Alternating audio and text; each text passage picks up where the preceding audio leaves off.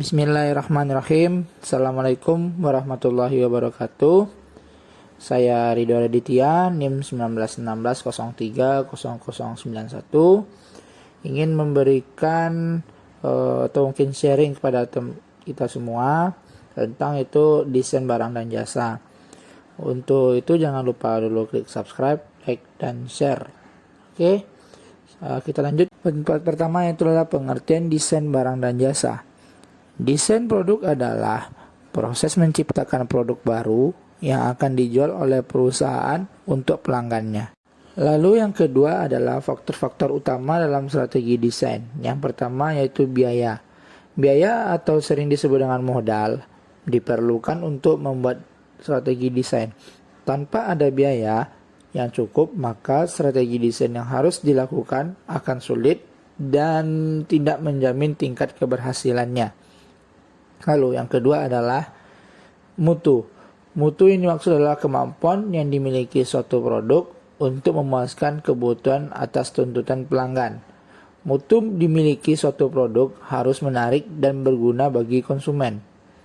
Lalu yang ketiga adalah time to market. Lama waktu yang dibutuhkan dalam proses pengembangan produk dari ide produk sampai ke produk jadi.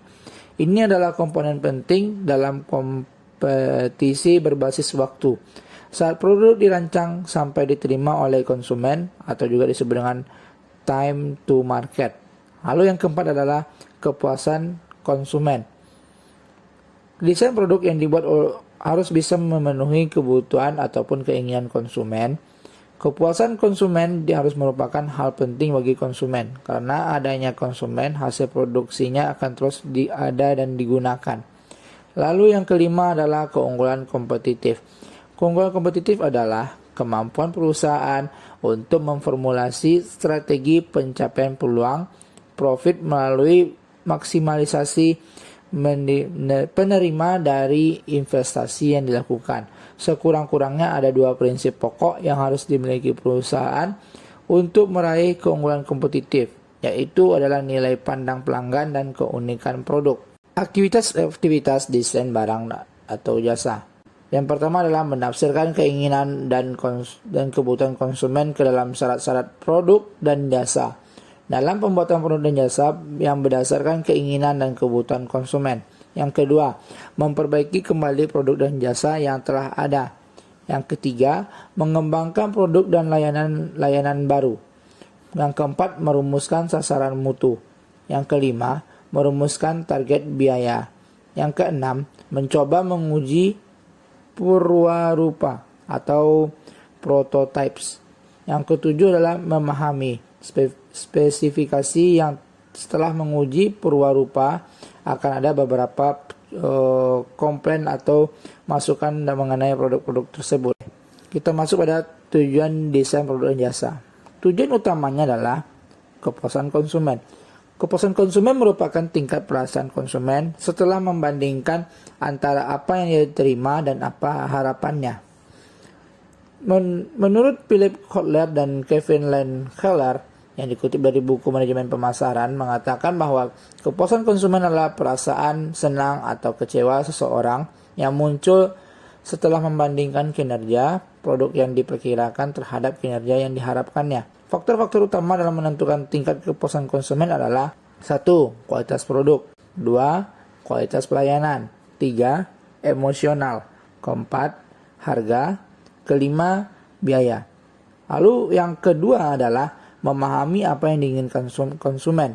Jika perusahaan atau dagang tidak memiliki konsumen, maka akan sia-sia. Oleh karena itu, agar dapat memahami konsumen, maka harus mengerti konsumen dan siapa konsumen itu.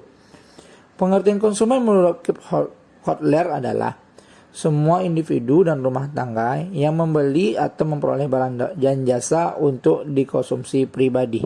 Oke. Teman-teman semua, kita masuk ke dalam contoh dari desain dan produk dan jasa. Ini adalah sebagai sharing mungkin kepada teman-teman semua agar bisa mungkin suatu saat nanti mempunyai usaha yang mempunyai visi, tujuan dan manfaatnya. Ya, selain mungkin manfaatnya mendapatkan uang, ya itu memang hal lumrah dan memang harus itu sebenarnya tujuannya gitu. Tapi apa sih caranya atau konsep lainnya gitu. Oke, kita lanjut pada contohnya, yaitu Dodo Frozen Mart. Pada masa saat ini, banyak tren mungkin di kalangan masyarakat, yaitu makanan beku pada 1 dekade terakhir.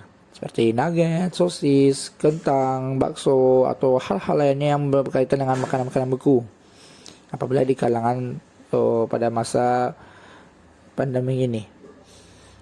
Maka dari itulah mungkin banyak orang menjual beramai-ramai makanan beku, dan hingga muncul ide dari R4 Business untuk mendirikan usaha yang makanan beku yang nantinya menjual berbagai makanan beku seperti yang tadi saya sebutkan, dan menampung berbagai makanan beku dari berbagai UMKM nantinya gitu. Dan berdirilah pada September 2020 yang bernama Dodo Frozen Mart. Awalnya Dodo Frozen Mart dipromosikan dari Instagram, Facebook, WA, ataupun WA grup atau komunitas lainnya gitu. Hingga langsung promosi kepada pembeli untuk ke toko, untuk dipromosikan pada keluarga, tetangga, kerabat, dan lain-lainnya gitu. Dodo Frozen Mart menjual makanan beku, sosis, kentang goreng, olahan seafood, ayam beku, ikan beku, es krim, snack, bumbu-bumbu untuk makanan beku, dan olah-olahan dari berbagai UMKM. Dodo Frozen Mart mengambil moto praktis, ekonomis, dan lazis. Dodo Frozen Mart beroperasi pada hari Senin hingga Sabtu, ada jam 9 pagi sampai jam 19.30 malam BIB, dan hari Minggu tutup. Sebenarnya mendirikan usaha di kala pandemik ini bisa dikatakan nekat sih gitu. Karena bisa orang lain mencoba untuk menghemat atau mengurangi biayanya gitu.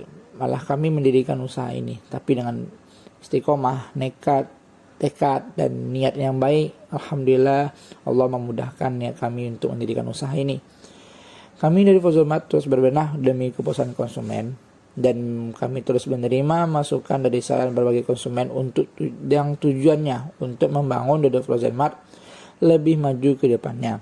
Hingga saat ini Dodo Frozen Mart masih berusaha untuk mengembangkan sayap yang lebih jauh dan lebih dikenal masyarakat Kota Padang dengan barang yang berkualitas, terjangkau, dan mudah, yang sesuai dengan moto kita, yaitu praktis, ekonomis, dan lazis. Oke. Selanjutnya itulah profil usaha, yaitu usaha kita bernama Dodo Frozen Mart. Pendirinya itu R4 Business, pemiliknya itu Bapak Raidil Fitri, dan yang berdiri pada September 2020. Alamatnya di Jalan Raya Ampang nomor 40 atau 52 Lubuk Lintah, Kecamatan Kuranji, Padang, Sumbar. Lalu jenis bisnisnya itu swasta, motonya praktis, ekonomis, dan lazis.